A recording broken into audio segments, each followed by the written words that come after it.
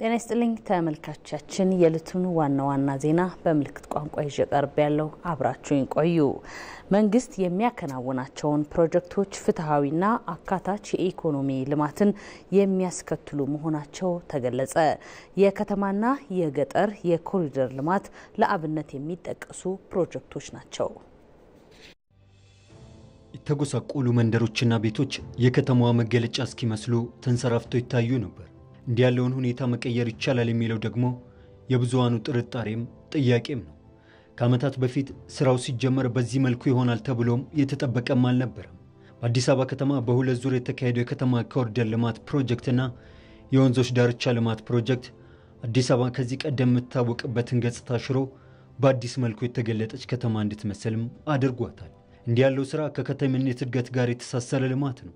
መፈናፈኛ ያጣ የነበረችው ከተማ ዛሬ ላይ ኮሪደር ልማቱ በተከናወነባቸው ስፍራዎች ሁሉ ህዝብ የሚጋራባቸው ላይን የሚማርኩ ስፍራዎች መገኛ መሆንም ችላለች። በሁሉም ስፍራ ላይ በሁሉም አካባቢ ላይ የሰራናቸው ልማቶች አካታች አዋቂውን፣ ህፃናትን፣ ወጣቶችን፣ የተለያዩ ፍላጎቶችንና አካል ጉዳተኞችንም ጭምር ታሳቢ ያደረገ ነው። የኮሪደር ልማት ሁሉን አካታች በሆነ መልኩ ፍትሃዊ ልማትን ለዜጎች ማድረስ የተቻለበት ዘመኑን የዋጀ ስራ ስለመሆኑም የብዙዎች ምስክር ነው። ሀብሎ በአዲስ አበባ የተጀመረው የኮሪደር ልማት በመዲናዋ ብቻ ሳይገታ በክልል ከተሞችና ከተማ አስተዳደሮችም እንዲተገበር ፈርቀዳጅ ነበር። ይህ ከተሞችን የማዘመን ስራ የትውልድ ስነ ልቦናን እያከመ መሆኑንም ጠቅላይ ሚኒስትር አብይ አህመድ በምክር ቤቱ መደበኛ ስብሰባ ላይ ያነሱት ሐሳብ ነው። የከተሞችን የፈጠራ አቅም በማሳደግና የኑሮ ዘይቤን እንዲቀይሩ በማድረግ ጭምር ማህበረሰብን እየሰራ ያለ ስራ ነው። ይሄ ነገር በስፋት ኢትዮጵያ ውስጥ የትውልድ ስነልቦናን እያከመ ያለ ስራ ነው። ሲወጣ የጸዳ ነገር ማየት፣ ሲወጣ ወክወይ ማየት፣ ስንመለስ መጨለም የነበረውን የስነልቦና ስብራት እያረቀ እያከመ ያለ ጉዳይ ነው። የትም ዓለም ሄደን ስንመለስ የሚጠብቀን ጨለማው አዲስ አበባ ነበር፣ አሁን አይደለም።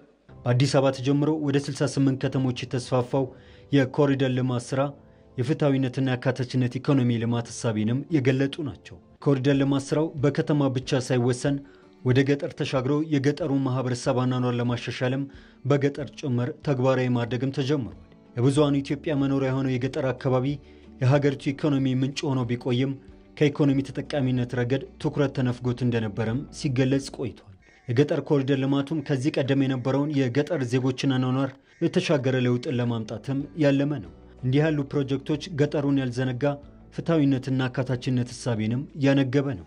በከተማ ብቻ ሰርተን ብልጽግና ልናረጋግጥ አንችልም። አብዛኛው የኢትዮጵያ ማህበረሰብ አሁንም ገጠር ውስጥ ስለሚኖር ገጠሩን መቀየር ያስፈልጋልና የተሻገረ ገጠር ከነበረ የኑሮ ዘዬ ከፍ ያለ ገጠር መፍጠር አለብን የሚል ትልም የነበረን። የከተማም ሆነ የገጠር ኮሪደር ልማቱ ፍትሃዊና አካታች ኢኮኖሚ ልማትን በመገንባት ረገድ ይኸው ሐሳብ ከተገለጠባቸው ፕሮጀክቶች መካከል ለአብነት የሚነሱ ናቸው።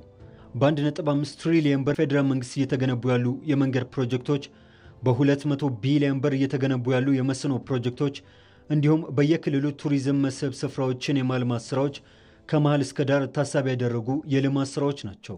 በሶማሌ ክልል እንኳን ብንመለከት በቀጣይ ዓመታት በ30 ቢሊዮን ዶላር በሀገሪቱ ከሚገነቡ ግዙፍ ፕሮጀክቶች ውስጥ የ10 ቢሊዮን ዶላር ፕሮጀክቶቹ በዚሁ ክልል የሚከናወኑ ናቸው። በኢትዮጵያ ላይ የተጋለጡ የውጭና የውስጥ ጫናዎች የሀገሪቱን እድገት ወደ ኋላ ሲጎትቱ መቆየታቸውን ምሁራኖች ገለጹ። ኢትዮጵያን ለማዳከም ጠላት ባንዳዎች እንደ መሳሪያ ሲጠቀሙባት መቆየታቸውንም ታሪክ ምስክር ነው ብለዋል።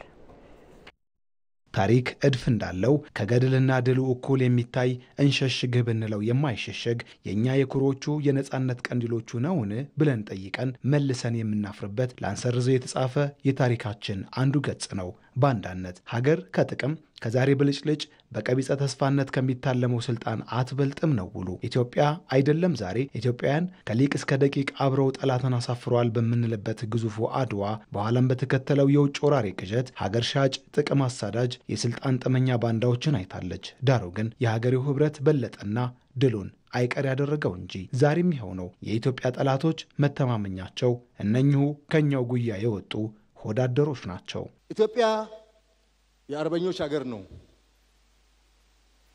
ከድሮ ጀምሮ ዛሬም የአርበኞች አገር ነው። አርበኞች ናቸው አገር አቆይተው እዚህ ያደረሱት። መከላከያ ሰራዊት የአባቶቹን የአርበኝነት ነው የወረሰው። ለዚህ ነው ሁልጊዜ የሚያሸንፈው። የአርበኞች አገር ነው ስንል ገዢ ባህሪው ማለታችን ነው እንጂ ኢትዮጵያ ባንዳማ አላት። በየዘመኑ እሱ ነው የታየው። ጣሊያን ሲመጣ እሱ ነው የታየው።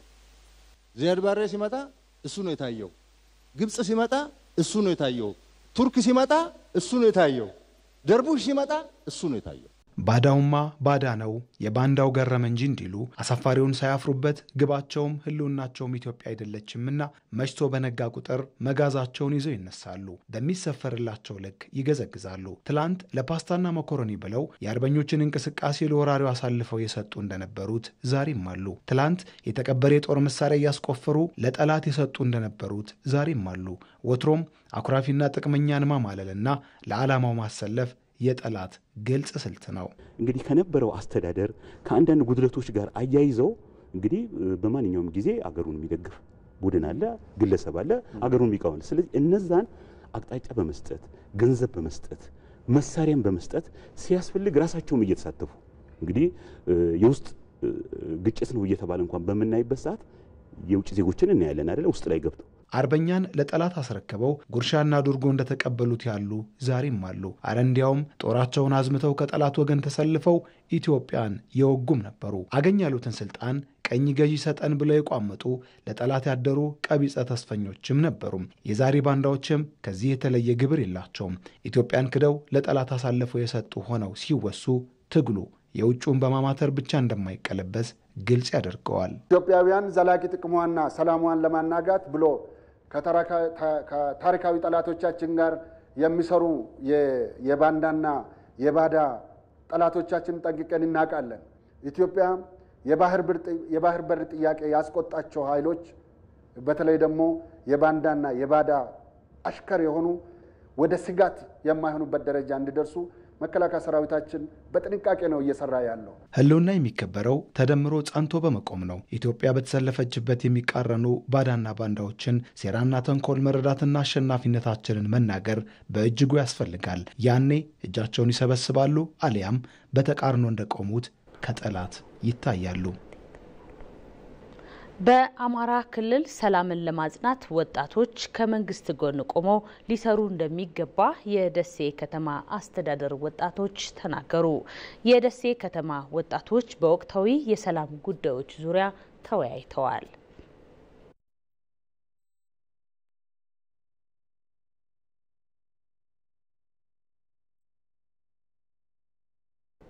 በገብስ ዘር ብዜት በመሳተፍ ተጠቃሚ መሆናቸውን የሆለታ ከተማ አስተዳደር የሚገኙ አርሶ አደሮች ተናገሩ። በምርምር የተገኙ የተለያዩ ሰብሎችን በአርሶ አደሩ ተደራሽ እየተደረጉ መሆናቸውን የሆለታ ግብርናና ምርምር ማዕከል ገለጸ።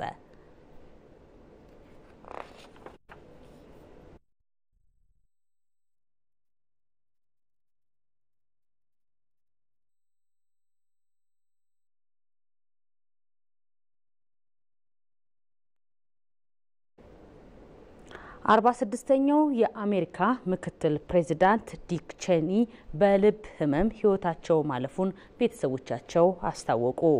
ዲክ ቼኒ በአሜሪካ ምክር ቤት ተመራጭ ከመሆናቸው ባለፈ የመከላከያና የነጩ ቤተ መንግስት አዛዥ ሆነውም አገልግለዋል። ዲክ ቼኒ በአሜሪካ በኢራቅ ላይ ጦርነት እንዲከፈት ከበፊት ሆነው በማነሳሳት ጦረኛ ተደርገው የተወሰዱ ናቸውም ተብሏል።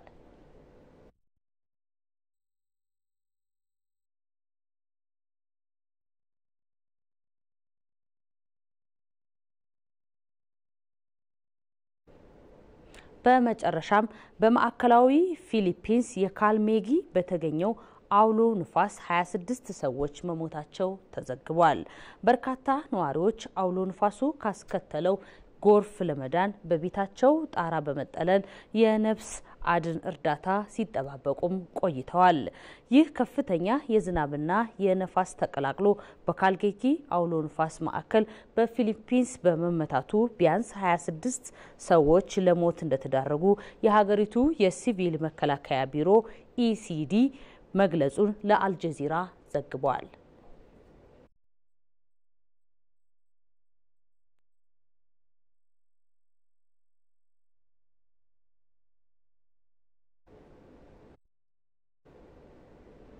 ዜናው አበቃ። ከቀሪ ፕሮግራሞቻችን ጋር መልካም ቆይታ